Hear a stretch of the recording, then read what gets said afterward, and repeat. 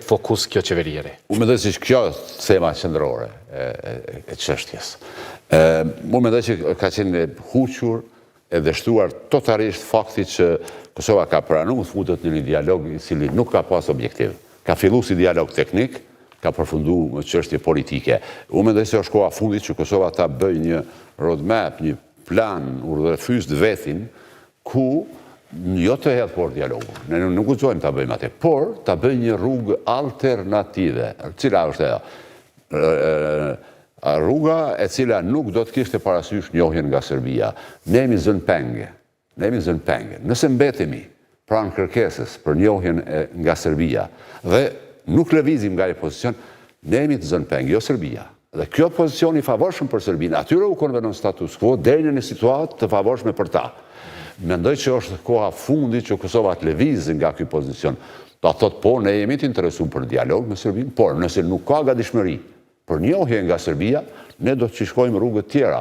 Një prej tyre është që Kosova ta fillojë një dialog me Brukselin dhe Washingtonin për gjitha çështjet dhe ti zbatoj kërkesat bilaterale, po mendoni ja.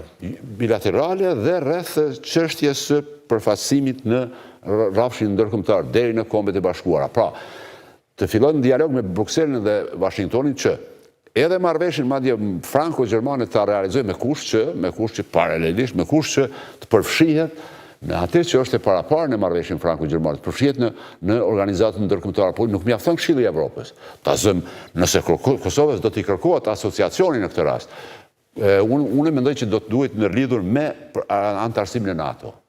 Vetëm antarësimin e NATO do të ishte garancë sigurie që ai asociacion të mos qëndrohet në monstrum. Pa e ka këtë mundësi të imponimit në të rrethana gjeopolitike? Unë mendoj se po, sepse ke në anën tjetër, ke në Beograd një palë e cila nuk ka, jo që s'ka disponim për dialog dhe për ecje para, po përkundrazi, synim parsor ka obstruksionin dhe mbajtjen e status quo-s. Dhe kjo është hetuar, ne në këtë status quo jetojmë që 13 vite. Me këtë logjik ne duhet presim edhe dekada, po kjo do të ishte katastrofë për Kosovën. Prandaj them, unë mendoj që Kosova duhet ta bëjë një roadmap dhe veten, dalin nga ky çark magjik i këtij dialogu nga i cili Kosova nuk ka fituar asgjë.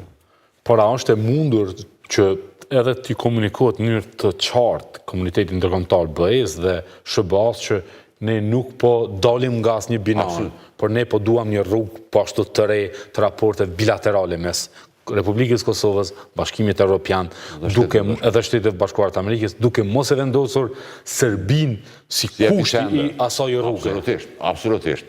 Unë mendoj se po, pse po? Sepse e njëjta logjik ka dominuar edhe në Rambuje dhe në Vjenë. Në Rambuje do të kanë qenë 3 palë. Serbia, Kosova, pala ndërkombëtare. Serbia ka refuzuar, Kosova ka avancuar. E njëjta ka ndodhur në bisedimit e Vjenës. E njëjta mund të jetësohet edhe tani. E njëjta logjik do të thotë. Keni palë jo bashkëpunuese, e cila synon mbrojtjen e status quo-s, Serbinë, ne do ta zbatojmë, do thotë atë logjik, atë koncept që është zbatuar në Rambuje dhe në Vjenë. Vetëm kështu besoj Kosova mund dalë nga ky çark magjik, që është në favorin e Serbisë, jo të Kosovës. Ju falenderoj shumë për kohën, zoti Kosta. Faleminderit. Të nderuar shikues, kaq kishim për intervistën.